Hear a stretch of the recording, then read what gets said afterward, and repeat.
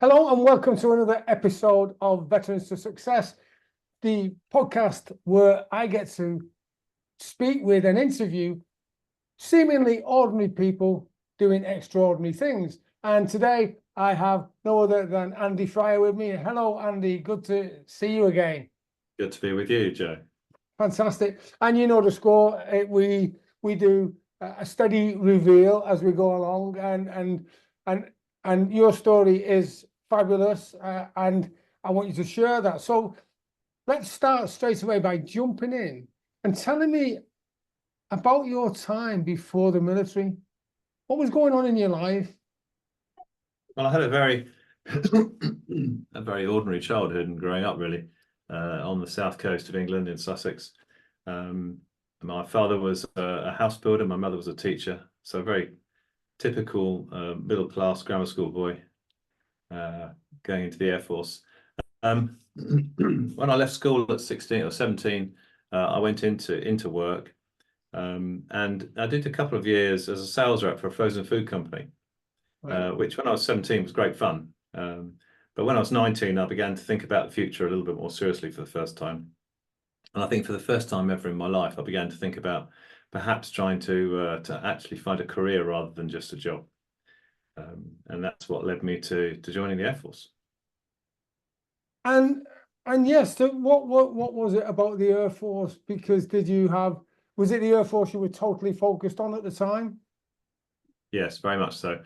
As a young boy, I'd always been fascinated by aeroplanes, and so when, as I said, working for a frozen food company as a sales rep, I just happened to be working in the area where there are a lot of RAF stations on the east of England, and so that reawakened my interest.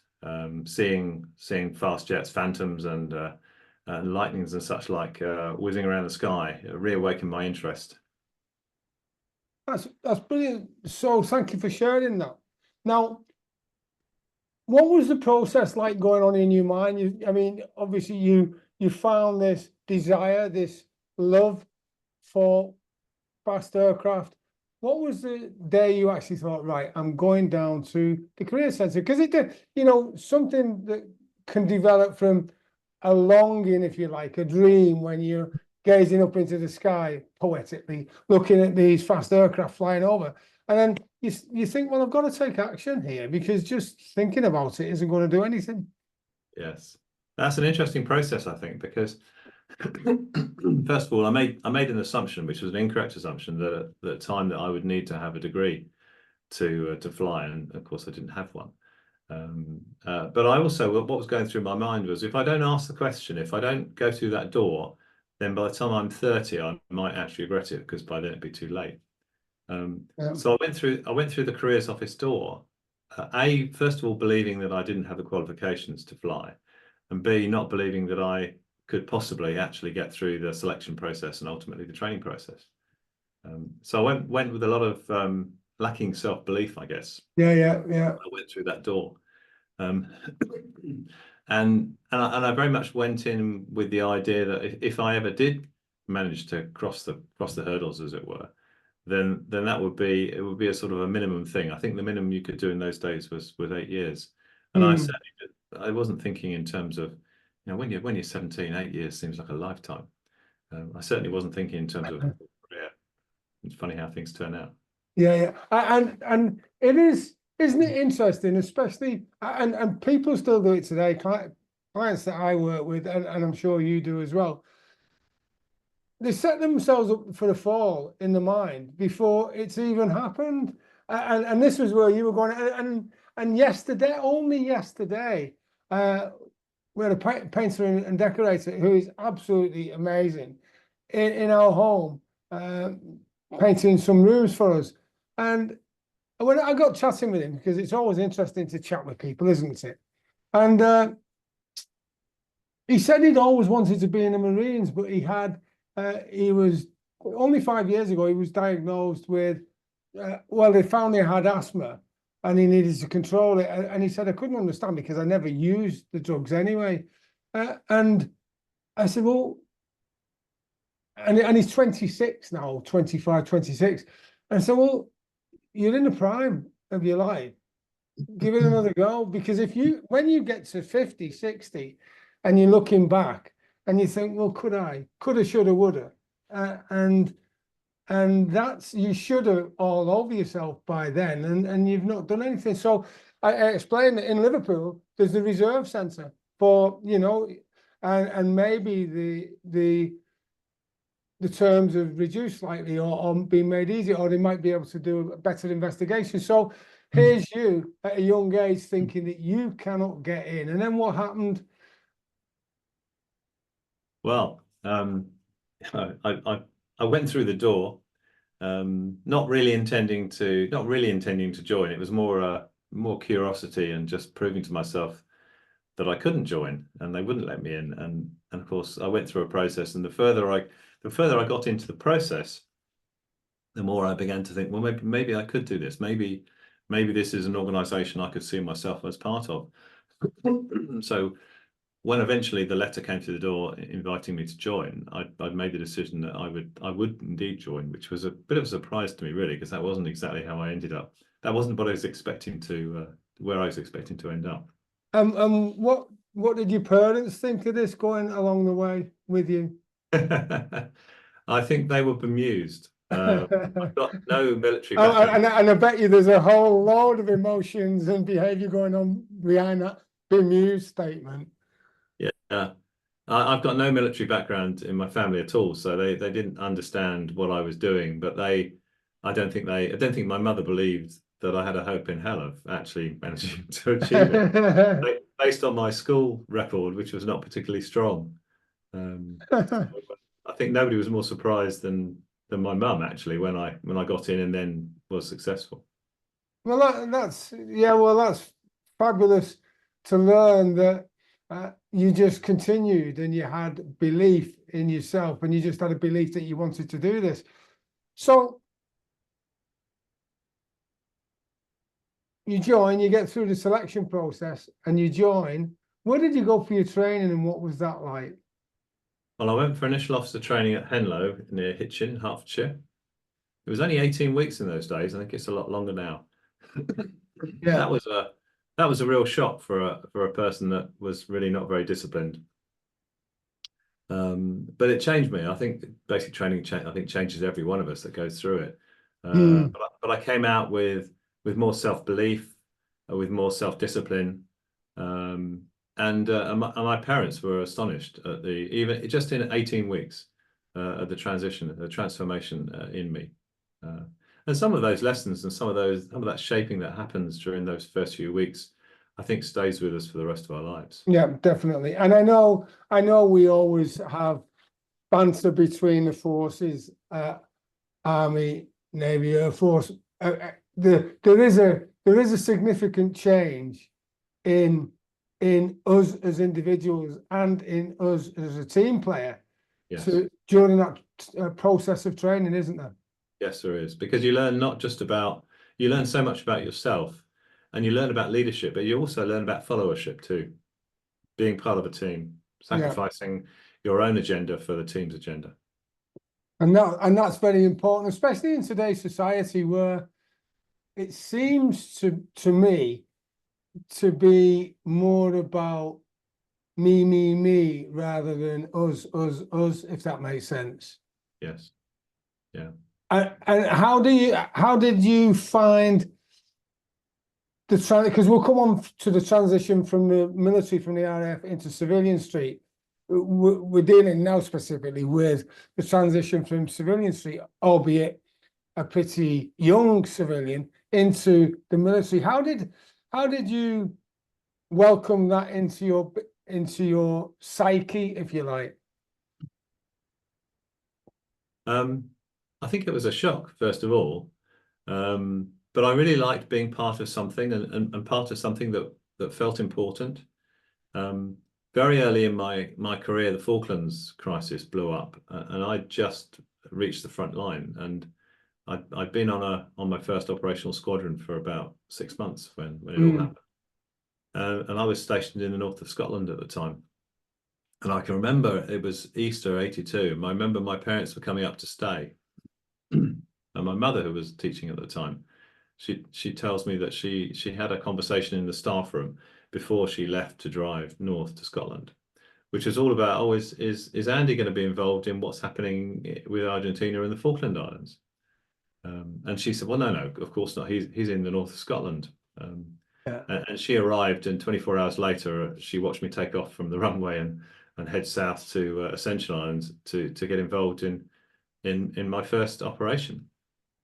And nobody was more surprised than me, I think, that we were actually going to war with Argentina. I can remember standing on the steps of the aircraft, having just arrived in Ascension Island, and seeing the Hercules coming and going, and seeing the piles of bombs and equipment all around the aircraft parking area, thinking, my goodness, we're actually going to do this. And that was a real shock. Yeah.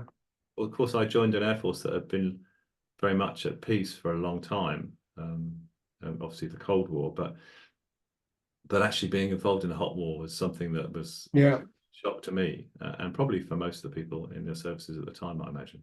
Well, yeah, and it's interesting you mentioned the Cold War, because at the time I was based in Germany, Osnabrück, West Germany, and because of the Cold War, I do believe, unless any specialist units from West Germany went, all the forces that were deployed went from the UK, I do believe, because they left us on the cold front. And at the time, I was disappointed, because I did actually go and see my my officer commanding and said, I want to go, sir.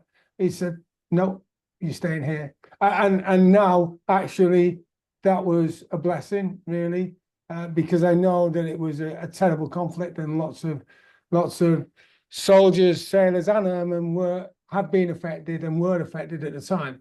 And sadly, many more lives have been lost because of the aftermath than were actually lost during the conflict. So you've got it where now, during that time for the Cold War on the Western Front, so to speak, we were regularly playing war, right? As though it was happening. Absolutely. You recognise now that, wow, this is real. So what did that do to you, and how old were you then? If you I was 23. Right, okay. So very young. Yeah, you suddenly realise that life can be very serious. I think up until that point, I'd not really realised that. Yeah. And you're right about the Cold War, which is obviously the Falklands was a relatively short period, but the first probably 10 years of my service was in the Cold War, and the aircraft that I flew was the Nimrod, and our primary role was anti-submarine warfare. So we were up against the Soviet Union and Soviet Union submarines on a very frequent basis. So this was a serious business. Yeah, and what was your role out in the Ascension Isles? Well, I was flying the Nimrod. Right, okay. So I was a navigator on the aircraft, and our role was looking for Argentinian surface units and also submarines.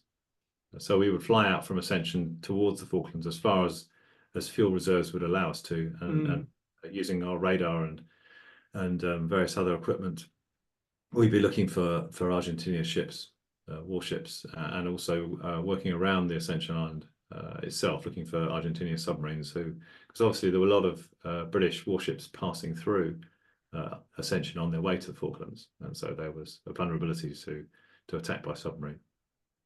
Yeah, and that was a very important role, wasn't it? Because there were a few instances where things didn't go quite right. And how did that affect you as an individual and the team collective? I think I didn't really experience too much of that, because I was only there for 2 weeks, and the reason for that was because there were a lot of modifications done to the aircraft very rapidly, including, probably most importantly, the installation of air-to-air refueling.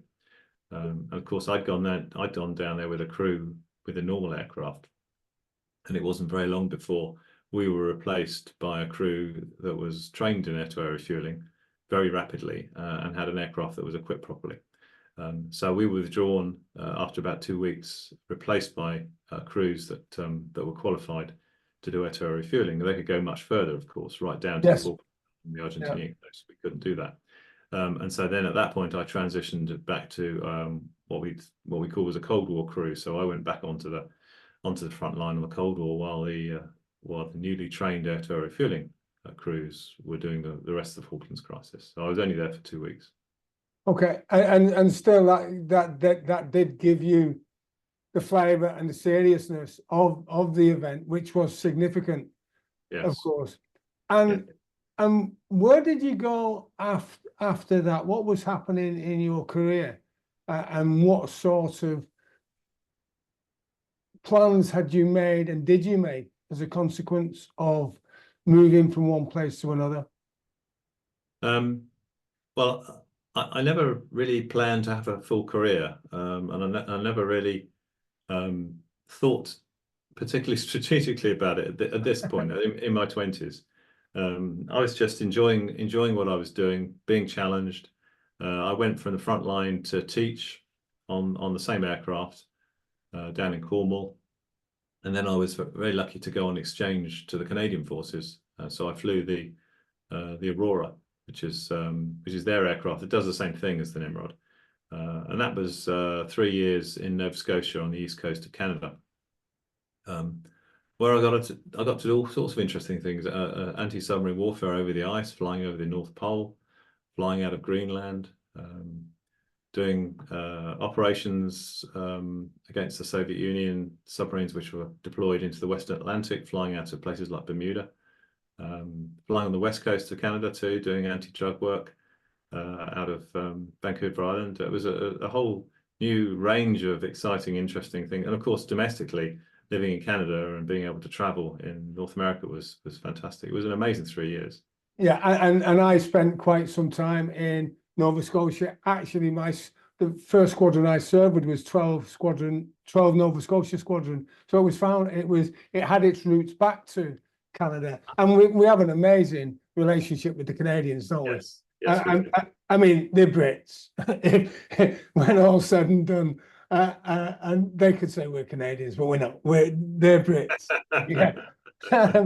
So a lot of similarities, that's for sure. Certainly, and so you're out in all these exotic places, and of course, it's the same when the army doesn't travel to the same extent as the RAF or the Navy in comparison. We still do a fair few miles though, and whilst that may sound glamorous, there is a seriousness, isn't there, in what you're doing. So what did you discover? What were the learnings, discoveries, and questions you came up with that whilst all this training was going on? Because as you're progressing through the ranks and your responsibilities are becoming more, you're responsible then for people's lives, especially when you're training them.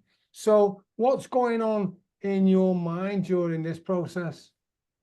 Well, there's a couple of things occurred to me. One is, one of the real lessons for me after the Falklands crisis was it sounds glib, but to expect the unexpected. I think having gone to war with Argentina 6 months into my first operational tour, after that, nothing really surprised me, because that was so much out of left field. Going to war over a set of islands which I'd never heard of and had no idea where they were. I think that taught me that you just don't know what's coming down the pipe. I think that was a great lesson that stayed with me all the way through. I think there are a number of other lessons that I learned. One is I think the older I've got, the less I know. The more I've realised that I don't know. Yeah. When I was 25, I think I knew everything. I think I thought I knew everything. Yeah. I'm now 65, and I think I know almost nothing. Yeah, that's like becoming a specialist, isn't it?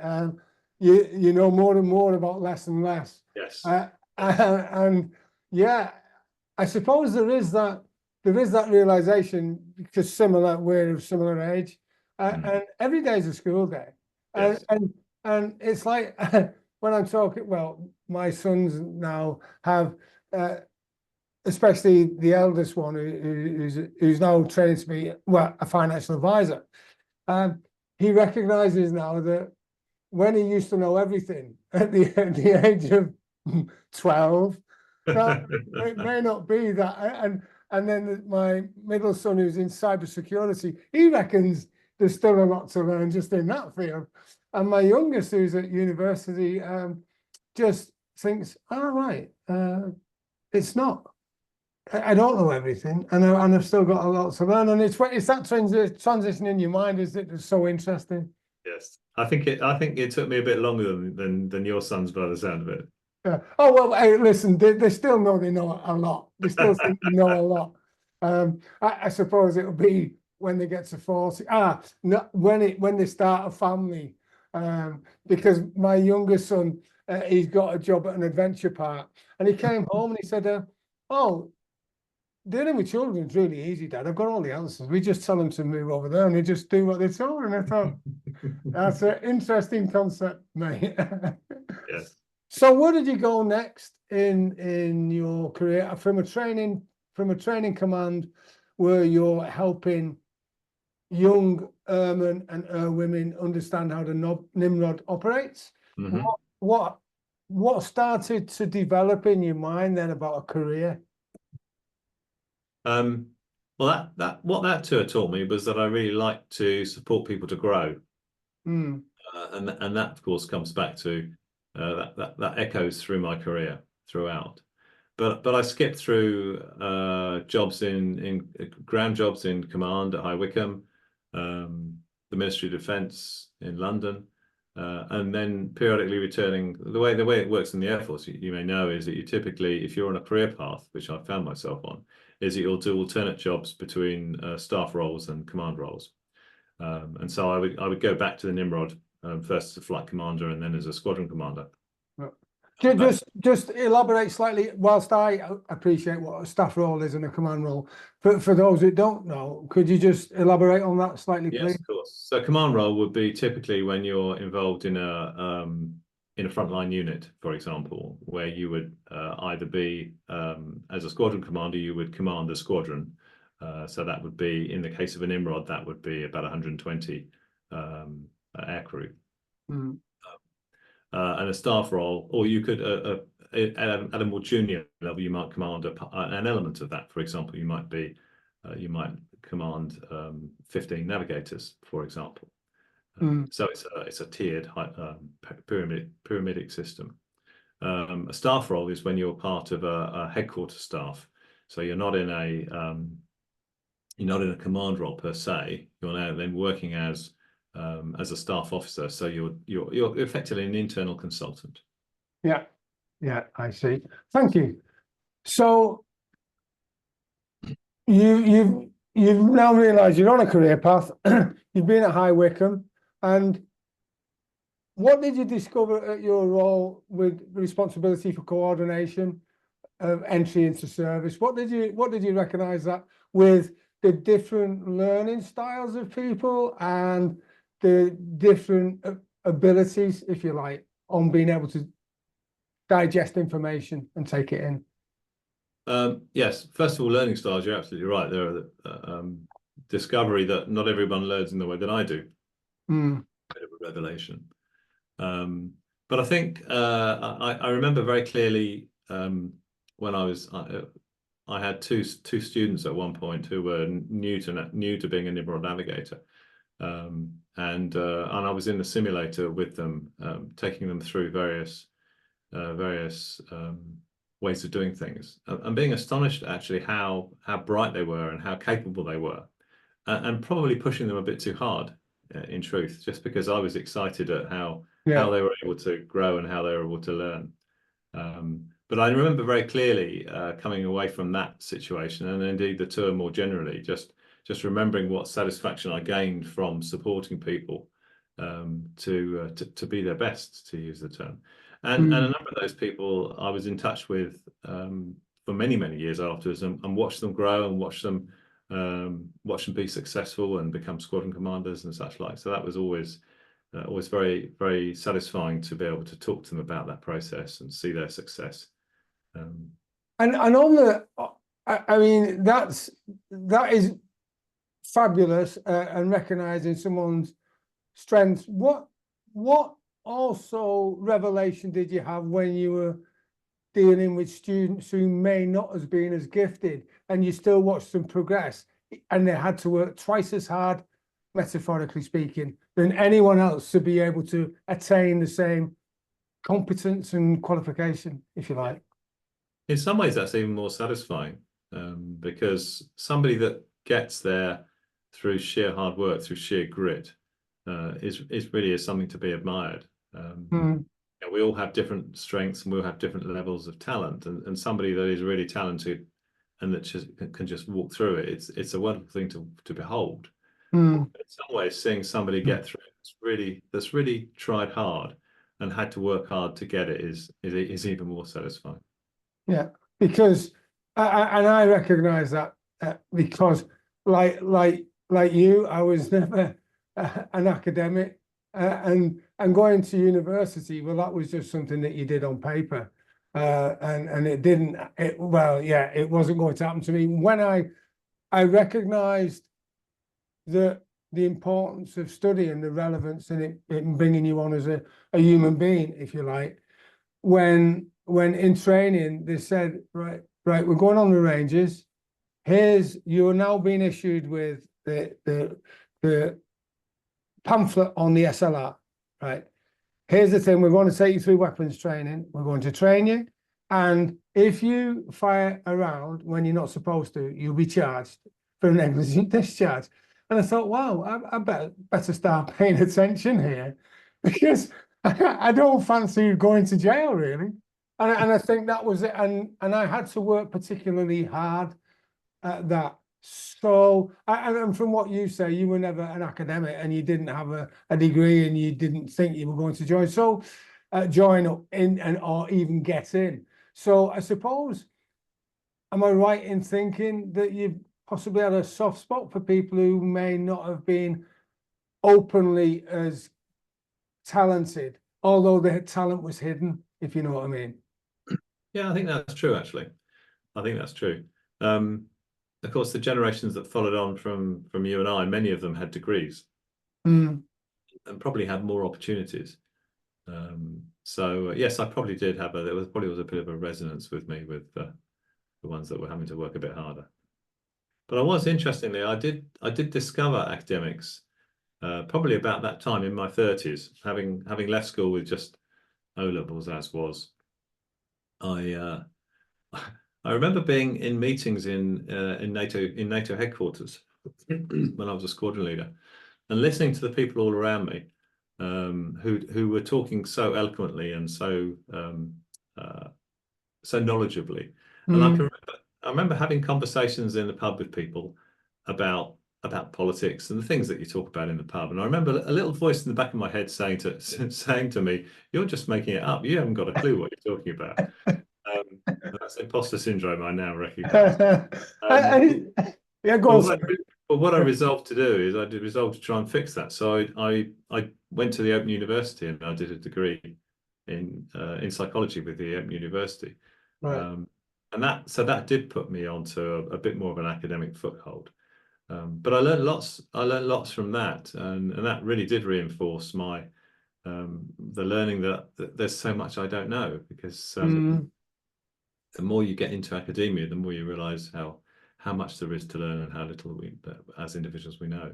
Yeah, and that's interesting. You're making it up as you go along. That's what we do in life, isn't it? Because before we started this podcast, we've had a number of chats and exchanges, emails, and what have you. And we've got a framework to work to, which we both appreciate. We're making this up as we go along, because you've got an idea what I'm going to ask you, and you don't know whether anything's going to come from left field, and I don't know whether you're going to say something that I think, that's interesting. How do we get through this one without upsetting someone? So yeah, it's great. So you've now gone from High Wycombe to Station Command at RAF Waddington, and then you're commander at Kandahar in Afghanistan at the airfield. What's going on in your mind? Is this like a repeat of the Falklands, except on a bigger scale, because this is 2008. So the stuff's hit the fan, really, hasn't it? Yeah, it is. Kandahar was the pinnacle of my career. I always thought it would be Waddington, because running an RAF station is such a privilege, such a responsibility, and such an incredible experience. I didn't think anything would beat that, but to find myself commanding Kandahar, the NATO base in Afghanistan, for NATO was the next level. And the way that it worked, I used to describe it to my children as it was rather like being the manager of a shopping centre, because I was responsible for the car parks, the infrastructure, the toilets, and such like. And then nations would come along and they'd rent shops. So you'd have John Lewis, which might be the US Marines, for example. They'd rent a chunk of the shopping centre, and then they'd operate from that. Yeah. So I didn't command the bulk of the forces at Kandahar. I had about, I think, 1,700 people working directly for me, but the base itself was about 17,000.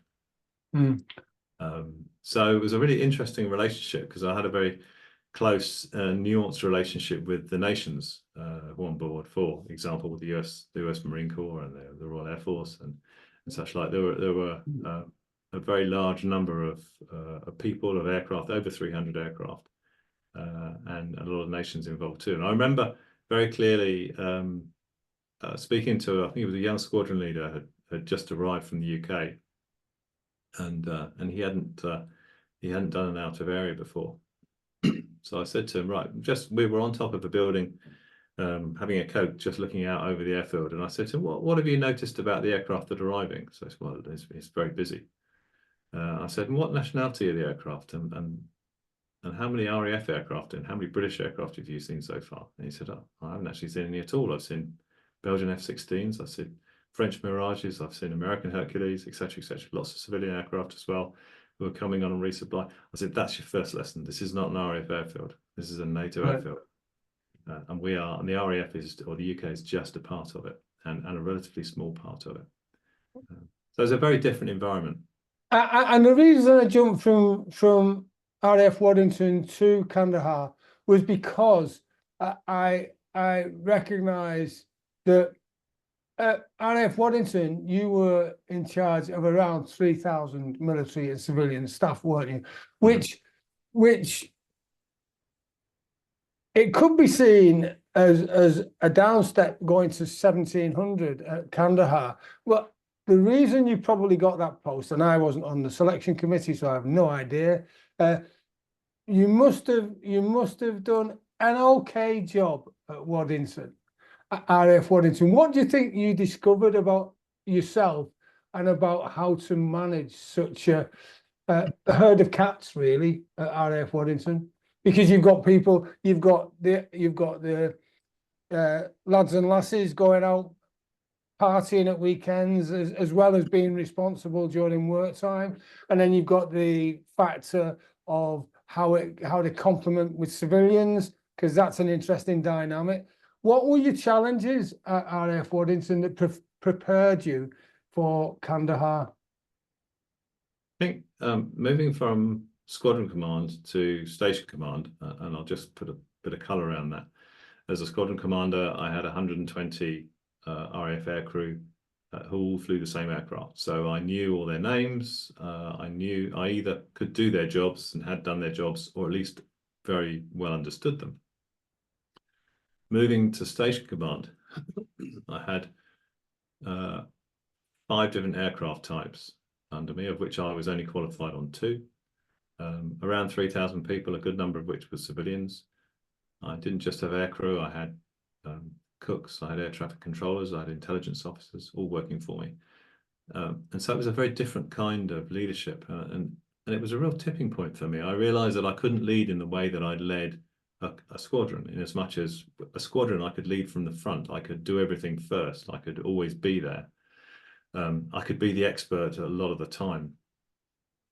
as a station commander, I couldn't do that anymore. I had to lead in a different way. I had to lead through the people that worked directly for me. So I had, I think it was 8 or 9 wing commanders working for me, and I had to work with them, and I had to trust them they were my hands, if you like, and so it was a very different style of leadership. But what I realized afterwards, and certainly something that I've talked about in my more recent times as a career, is that I think there is a tipping point with leadership. And when you realize that you have to lead in a different way if you're going to still be effective.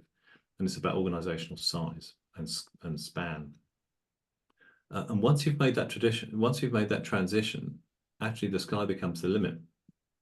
Because if you look at large companies like Amazon or Tesla, for example, the man at the top or the woman at the top, they can't lead in the way that I described as an RAF squadron. They have to lead in the way that I led the station, in as much as they had to lead through other people. You can't be everywhere. You can't know everybody. You can't know everything.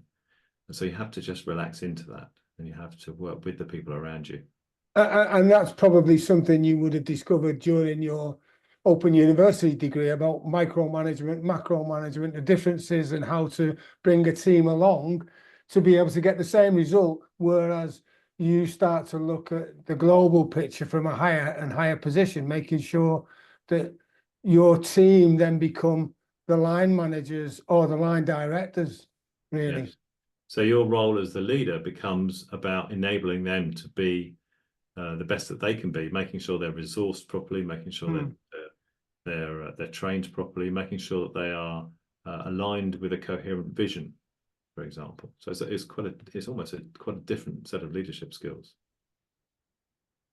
So coming back to Kandahar before we move on to the next part of your career, what were the highs and lows at Kandahar, if you can touch on anything that's not operationally sensitive? Well, the lows were unquestionably the ramp ceremonies, because every time we lost somebody, they would go home on an aircraft of that nation. I think we probably lost more Canadians than any other nationality, because the Canadian battle group was based at Kandahar, and they had responsibility for the whole of Kandahar province. The UK at the time, of course, had responsibility for Helmand province. So the Canadians would all come through Kandahar on their way home, but we had a lot of Americans as well, a few Brits, Czechs, Belgians. But it was always very sobering. Everybody who was able to come onto the ramp would do so. And so you'd have, typically it would be at sunset, there might be 2,000 people on the ramp, all stood to attention, all lined up in their various units. And the aircraft would come in, and the coffin would be loaded on, and it would depart. And that was always moving, and something that I'll never forget. I think the high points were just making it all work, making this incredible jigsaw puzzle work. The job that I went to after Kandahar was another NATO job, which was actually at SHAPE in Belgium. I know it well. Yes. Yeah. And so it was a really interesting contrast, watching the way everybody worked together. The nations, NATO worked together at Kandahar was extraordinary. There was a real commonality of purpose, and so they'd move mountains to support each other. And that was an extraordinary thing to witness, and in quite a lot of contrast to how SHAPE worked, which was national interest was much more prevalent in SHAPE, so it was more difficult to get things done. People were less supportive of each other, but at Kandahar that was all left behind. We just had a large number of people in this extraordinary bowl of spaghetti of relationships, but all so much willingness to make the thing work. Out of interest, and this question has just come into mind having listened to you say that, because I recognise the responsibility and the functionality of SHAPE. What sort of difference do you think being on a live operation in Kandahar makes in comparison to SHAPE, which can be in the nicest possible way, politically motivated, and no disrespect to anyone who served in SHAPE or is pushing paper around sometimes, if that makes sense. What difference do you think that makes to the decision-making process? Well, I think both are equally important. What happens on the front line, what happens in headquarters are equally important. One can't live without the other. So I wouldn't want to suggest that the people at SHAPE are doing anything less valuable. I think that's not at all.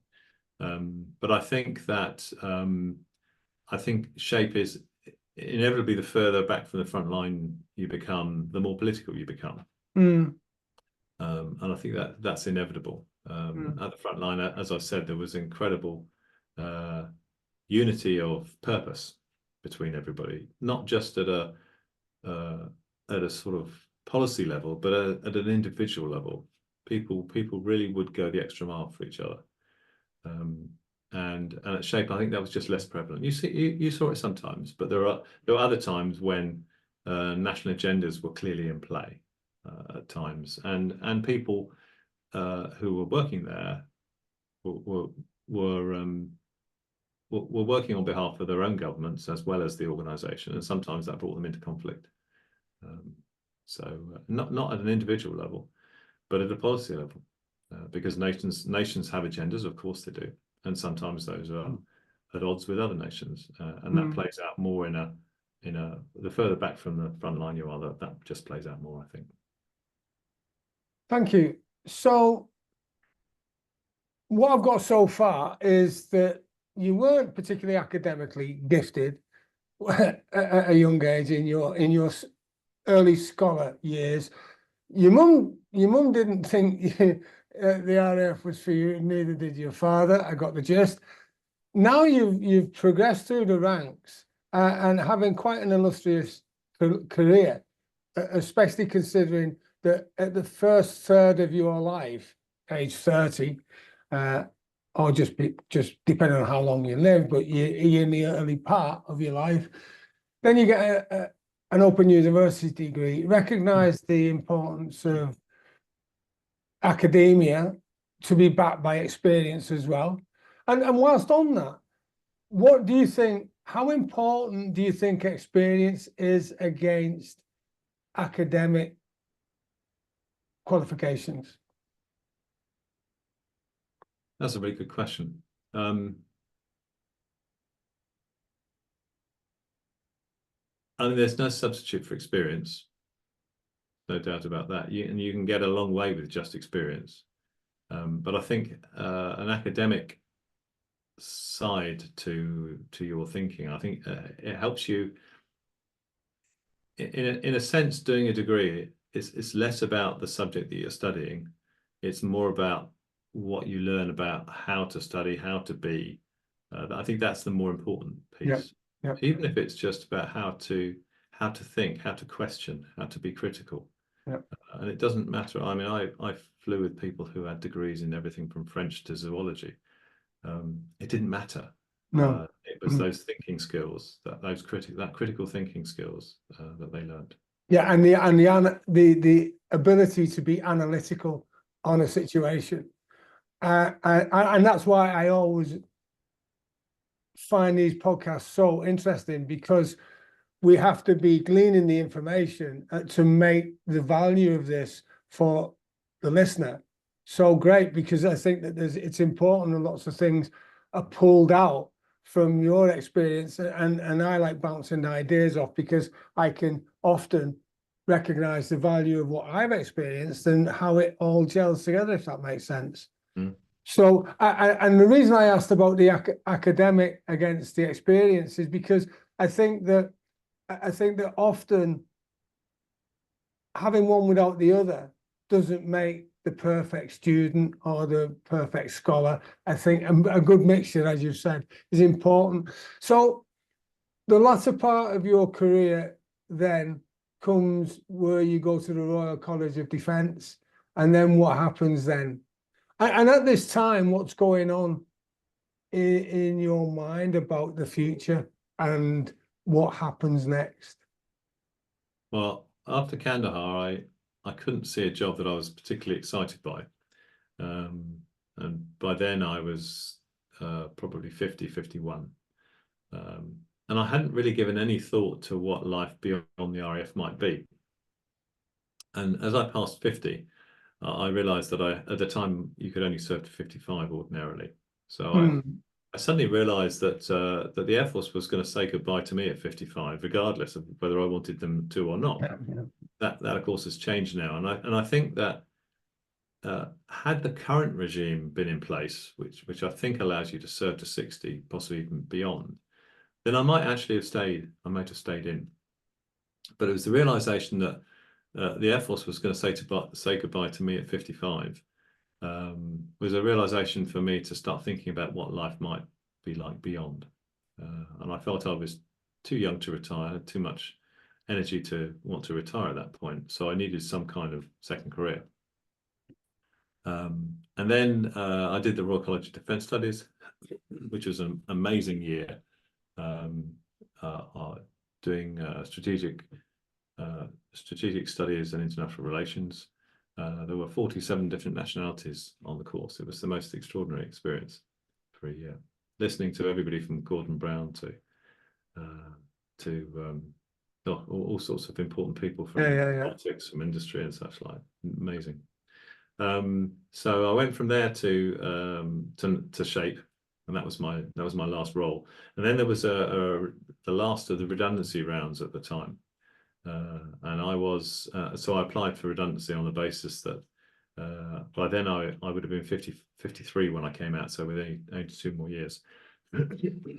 So I applied for redundancy and got that. I think I was the only Air Commodore that got redundancy that year. Right. Okay. So so why do you think that was? Because they thought, oh, well, we'll put this chap out to pasture because he's so brilliant and he deserves it. Oh, let's get rid of this numpty. Yeah. I think it was finally we can get rid of him. So I left at 53, and I did 33 and a half years. The most extraordinary time. Never had a bad boss, never had a bad tour. I've just had so many incredible experiences. Everything from flying with the Red Arrows to doing counter-drug work in the Caribbean to flying in a Lancaster, things that people just don't get a chance to do. And what did you do? What were you doing with the Red Arrows? Because that's like the pinnacle, really. Well, the Red Arrows at the time were based at RAF Scampton, but the plan was to move them to RAF Waddington, and that ultimately did happen, although a bit later.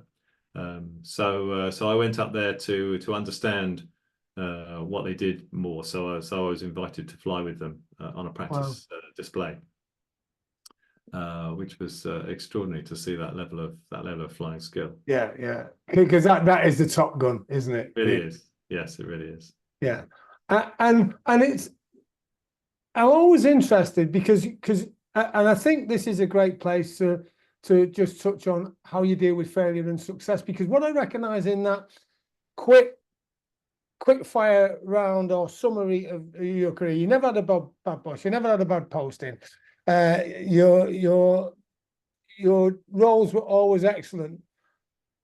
How come? Because, and the reason I ask this is because there might have been someone else, a male or female, who were doing exactly the same stuff and yet they weren't having a good day. So what did you do that made every day a brilliant day? And you know the word, I love that term, have a brilliant day. What was it about you that did that? Because that's about psychology, isn't it? Yes, it is. I think it's about mindset. It's about having a positive mindset, about seeing the glass as always half full. And I think it's also it's about attitude to failure. If you see failure as something that is bad and something to be avoided, then I think that actually limits you. I think failure is, I mean, there's strategic failure, which can be really problematic. And I've been fortunate enough not to experience that. But failures along the way I think are something to be embraced and something to be seen as an opportunity to learn.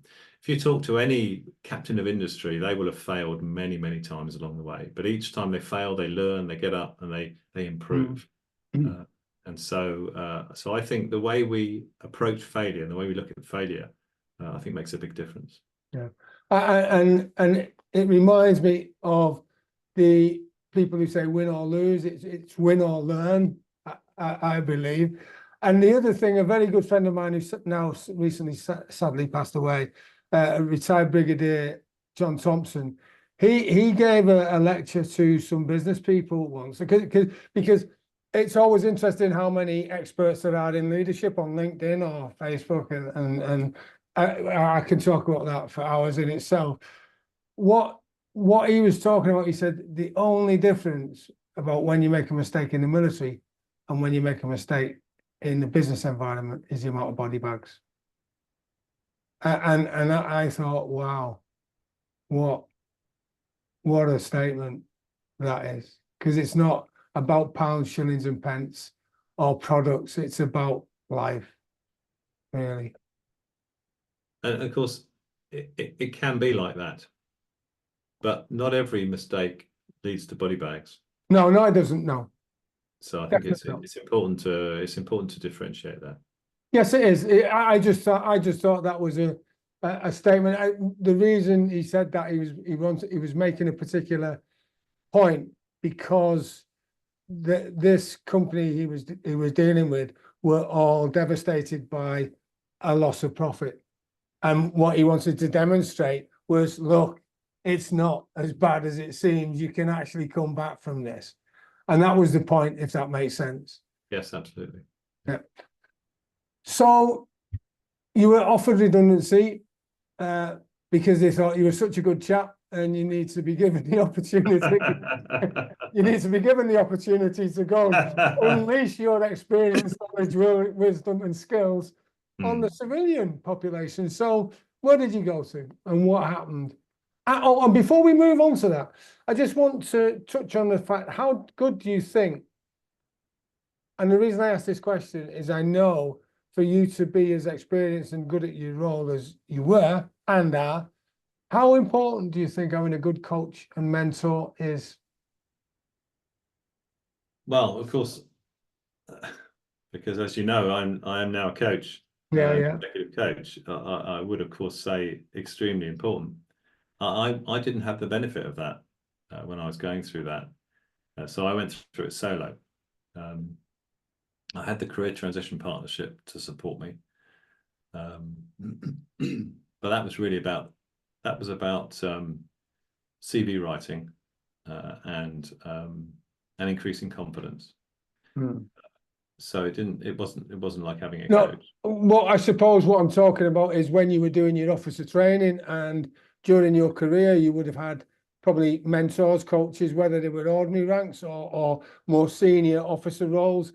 They would have mentored you, wouldn't they? Okay, sorry, I misunderstood you. Yes, no, it's okay. It was the way I phrased the question, obviously. So yeah, mentorship hugely important.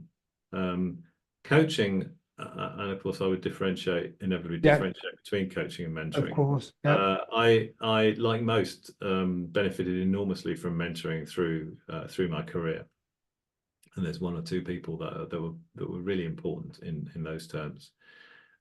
Coaching culturally wasn't really embedded, at least in my experience, in the military during my time. I didn't really know what coaching was until much later. But I think it would have been enormously helpful. I'm convinced it would have been enormously helpful had it been in place. Yeah, and we will revisit that because there is a clear differentiation between coaching and mentoring. That's why I do pose the question in the way that I do. Yeah. So you leave, you're given the golden handshake. Thank you for your service. What's going on in your mind then? How do you feel? Where's the value level from you? What are you doing? What's going on? Well, I went through the Career Transition Partnership, and I came out of that thinking I could conquer the world. Yeah. and I quickly found out I couldn't. So I applied for 3 or 4 jobs. I didn't want to stay in the defence world. I wanted to do something different. Yeah. So I applied for 3 or 4 jobs, sort of chief executive jobs of small organisations.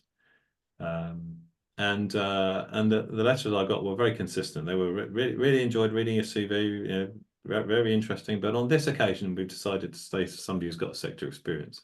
Mm. So after a few of those, I began to think, well, what on earth can I do? Am I going to have to go back into defence industry in some form? And so I began to look at that and apply for a job with a defence company, and that began to progress and had the impression that that would have been successful. But it really wasn't what I wanted to do. And then I met up with somebody who I'd met on the Royal College of Defence Studies, who was actually a civilian. They take a few civilians onto that course as well in the last phase, the strategic leadership phase. And he had just left a defence company and was setting up on his own, and invited me to join him. And he asked me at a point where my confidence was beginning to ebb. I was flattered, and so I joined him. So he and a small number of ex-military people. There were 5 of us at the time, 2 ex-civilian, or 2 civilians and 3 ex-military. And we set up. We basically created a startup, and I stayed with them for 5 years. And it was really exciting from the point of view of having been in an organisation which had so much inertia, it couldn't respond to opportunity in a very agile way, into an organisation that had 5 people. So we were incredibly agile, could respond to all sorts of things, which meant we did, and therefore we were a bit all over the place. Yeah. And the other thing about a small organisation I learned is that you have no resources, whereas a big organisation has resources. So I learned a lot about the difference between big organisations and small organisations. So I stayed with them for 5 years. I did an MBA in parallel, to build my knowledge of business. And then after 5 years, I then retrained as an executive coach. I went back to university, went to Portsmouth University, and did a course on executive coaching. That was about 7 years ago now. Yeah. And that's what I've been doing ever since.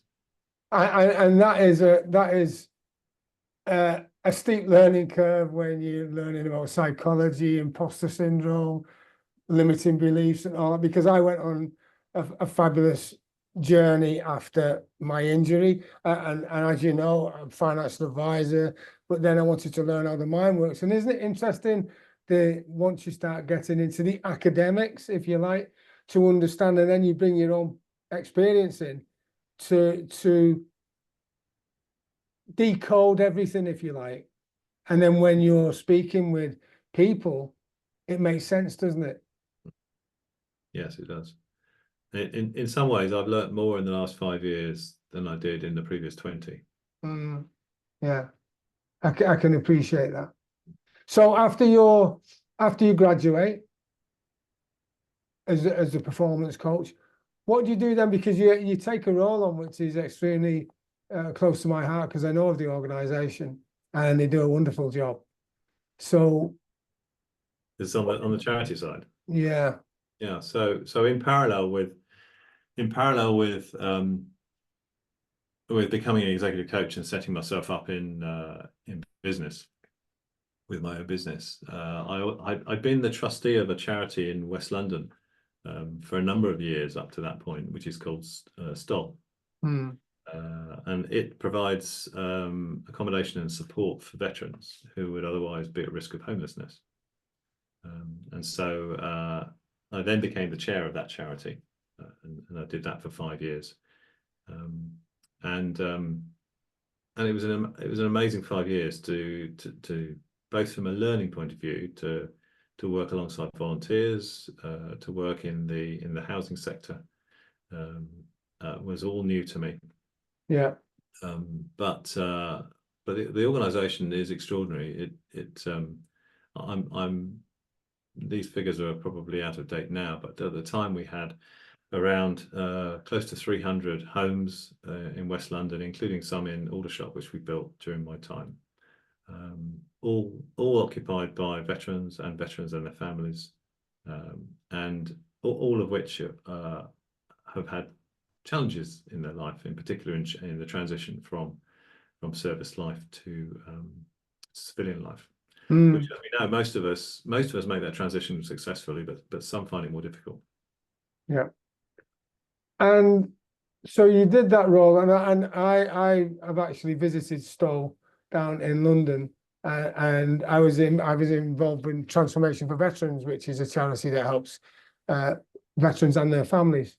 And similar to you, I help them to be able to empower themselves, if you like. And that's why I got involved with Stowe. And I just, when I went down there, I just think the organisation is fabulous, just the same as Transformation for Veterans. And it's just fantastic, the work that goes on behind the scenes. So I know that you mentioned that you had brilliant postings, you had great time. You also, I get from you that you do not seem to dwell on failure and things that go wrong. And I'm interested to discover and for you to uncover your process of dealing with failure. How do you do it, and what goes through your mind? I think that I do it differently now to how I used to do it, actually. I think when I was younger and less self-aware, I would just, if you like, drive past it. Yeah. I'd use I had so much inertia, I was moving so fast, I would just go past it and learn what needed to be learned and get on. I think I'm now more reflective. I recognize the emotional component of failure and the need to feel that and allow and give myself time and space to feel the impact of failure, and not rush quite as much as I used to. But then it's a question of, well, what's next? What has that taught me? And how can I go forward differently in a way that learns from that? So almost a different way of approaching it than I would have done 20, 30 years ago. Very good, thank you. When I pose this question, I've got a pretty good idea what the answer is, because all of the guys, men and women that I've interviewed, well, I won't tell you the answer because I'll pose the question first. What's the secret of your success? The secret of my success, I think, do what you love. I think it's as simple as that. Yeah. Do what you love. Thank you very much. Now, you've been out for a while. How important do you think it is to have a good social and business network to help you get where you want to be, and also for you to help others get where they want to be? I think it's hugely important, and it's something that I didn't pay much attention to when I left the service. I'd get posted from place to place, and I'd pick up with people that I'd known 2, 3, 5, 10 years ago, and then they'd get posted or I'd get posted, and we'd drift apart. And so I didn't maintain my network at all, and I really regret that. And even now I struggle a bit, because it sometimes feels a little bit self-serving to do it, and I'm not keen on that, on how it feels. But the network's incredibly important, both from a supporting point of view, from a mentoring point of view. Just knowing people that know people is really important, and having people to reflect with when you're struggling, or when you're not sure of the way ahead. Just having somebody to reflect with is hugely important. Thank you. And your transition from the military you could draw similarities from your transition from civilian street into the military as going from the military to civilian street, in that on the one side, the stark contrast is when you were joining, you'd never thought you would get in. And then when you were coming out, you thought it was dead easy. So, That's a really good so observation. yeah, thank you. Yeah, I do stay awake, you know. Two of these, one of these, I listen more, yeah. Because I'm just here to help it flow, right? And get you to share your wisdom, knowledge, and skills, and of course interact with you to make it fun. Uh, how important and how transferable do you think those skills of man and woman management, how to herd cats, how to deal with situations that are highs and lows, and recognizing that some people are in it for their own benefits and others just want to share? How transferable are all those skills that you learned in the military into civilian life? I think they're hugely transferable, and I think some employers recognise what we can bring. I think there's a challenge around language. We use a different language, Mm. and I think that can be challenging. And I think the second challenge is we often don't recognise what we bring. Yeah. And of course, now you went up the officer's stand, if you like, from a commissioned officer role. Now to non-commissioned officers, ranging from private sapper, sergeants, warrant officers, they go on a different journey. The fact is that they still have skills. Now, for instance, a mortar man or a mortar woman, they may feel like they don't have many skills because they never commanded the airfield at Kandahar or anything like that, and they may have left after only a short period of service. And they may feel, putting it bluntly, inadequate, right? How do you feel knowing what you know about what they would learn and discover and the skills they will build? How important and transferable do you think their skills are to civilian life? I think they're equally important. Really are. And again, I think it's about how you think about them.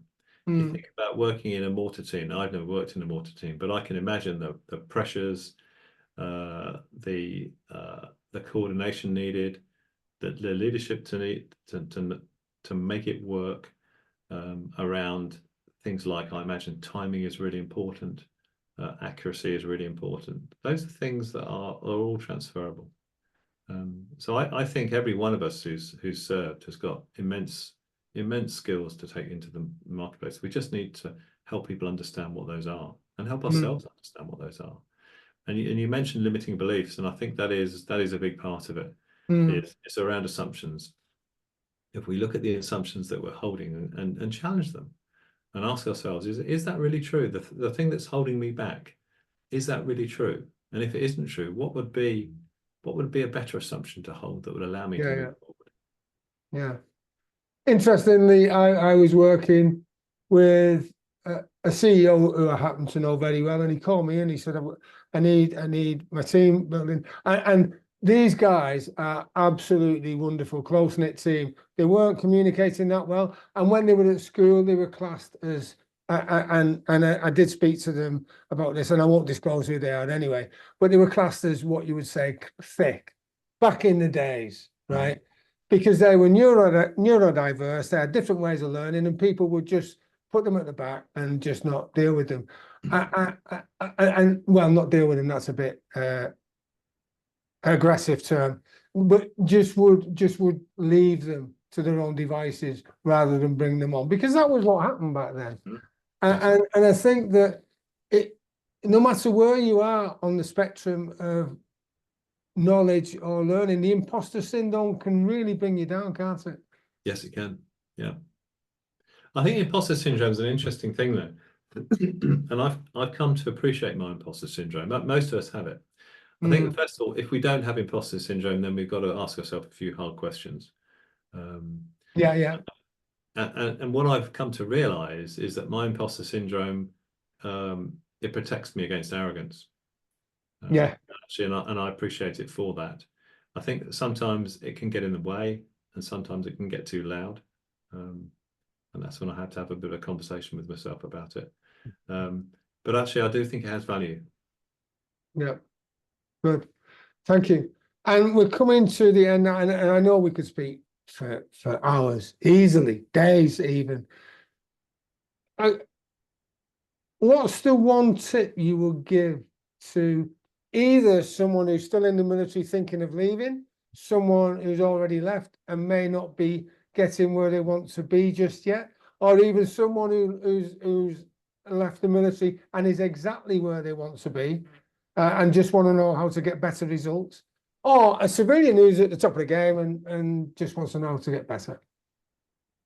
That's quite a choice you give me there. Yeah, it is, because I know there's only one message you're going to give. I just want to include the world, really. Yes. Well, I think it comes right back to do what you love. But that's easy to say and harder to do. I found after 33 years of being told where to go and what job to do, I found the tyranny of choice really quite challenging. I wanted somebody to post me. I wanted somebody to go over there, do that job, and 2 years later, I'll give you another one. The military takes that responsibility from you, and I think we get very used to just being told where to go and what to do. And the kinds of jobs that I did, and I'm sure this is true for us all, were right across the piece. Everything from frontline operations to some really esoteric planning jobs in Ministry of Defence around resource planning, for example, at a sort of government level. Very, very different types of jobs demanding very different sorts of skills. And the military just move you like a chess piece from place to place. So you develop an incredible level of flexibility of the sort of jobs that you can take on, and the willingness to just move up sticks, move your family, and go and do something completely different. And that's the way the world is in the military. But of course, in the civilian world, you have to make your own choices. And I now realize, when I look back, when I was leaving, when I was trying to figure out what to do and where to go, is I was just desperate to be posted. Yeah. You don't have that luxury now. When you come out, you have to make your own choices. And I found that quite a challenge. And so knowing what choices to make, if you start thinking about that early, start thinking about what really gives you satisfaction, where do you get your joy from? And one of the things that I mentioned this earlier on, one of the places that I found my joy was in supporting people to grow. Yeah. That ultimately led me to being an executive and a team coach. And so the love of standing beside somebody as they flower, if you like, is what motivates me in my current role as an executive coach. But you have to understand what it is that brings you joy. Yeah. So think about what you love, what brings you satisfaction, and then try and build a job around that, and start that thinking process early. Thank you. Does that answer your question? No, it does, and it was eloquent. Yes, thank you very much. And I knew I could depend on you to give that message to as many people as we want to. And it's interesting. I was always told that the definition of a leader is to get someone to do something they would not have done had you not been there. and yeah, I love that. So thank you very much. And then finally, what does the future hold for you? What's your mission now? Now that you're telling yourself where you're going to be posted, what is your mission now, and how can people get in touch? So I'm 12 years out now. So I'm used to not being posted. I'm in a role that I absolutely love as an executive coach and a team coach, working mostly with corporates, but with sometimes with government and some charity. So my strategy is to continue to do what I do, but perhaps do less of it as I move forward and start to get a bit older. But I don't see myself retiring just yet. Good. And how can people get in touch? Can get in touch with me. You can find me on LinkedIn, Andy Fryer. My company is called Sycamore Coaching, so you can find me on the web. And if you want to get in touch, I'd be delighted. That's absolutely brilliant. Thank you so much for your time today. I really enjoyed us talking. Likewise. Thanks very much, Joe. And remember, you can visit joeteams.com, where you'll find out all resources, and you can listen to this podcast again. And remember, to successful become, visit joeteams.com, and have a brilliant day. Thank you. Thanks, Joe.